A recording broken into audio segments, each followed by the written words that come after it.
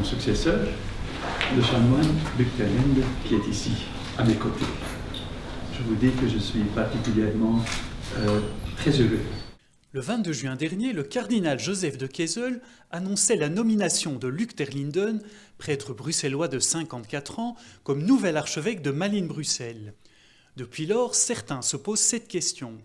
Depuis sa nomination, Monseigneur Terlinden est-il déjà effectivement archevêque?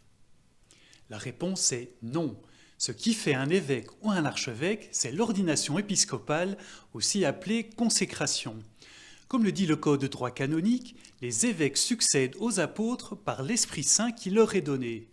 C'est donc au moment où Luc Terlinden recevra l'imposition des mains d'un évêque, en l'occurrence le cardinal de Kessel, qu'il deviendra lui-même évêque. D'ici là, son statut est archevêque nommé ou promu. Bien sûr, les questions peuvent être posées maintenant au niveau de l'archevêque ou bien au cardinal de Kessel. Mais alors, certains se demanderont, s'il n'est pas encore vraiment archevêque, pourquoi donne-t-on déjà le titre de Monseigneur à Luc Terlinden? Il s'agit en fait d'un usage purement protocolaire. Dans la lettre de nomination qu'il lui adresse, le pape l'appelle déjà Monseigneur. On l'appellera Monseigneur maintenant, hein, comme nous. Il n'y a rien à faire, mais ce ne sera pas un Seigneur. Ce ne sera pas un Seigneur.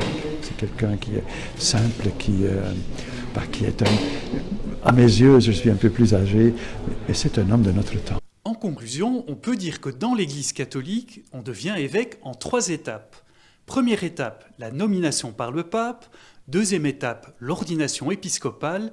Et la 3e étape, c'est la prise de possession de son office par l'évêque, autrement dit son installation, qui a lieu généralement le jour de son ordination épiscopale. Bref, c'est le 3 septembre prochain que Monseigneur Luc Terlinden sera officiellement le nouvel archevêque de Malines-Bruxelles.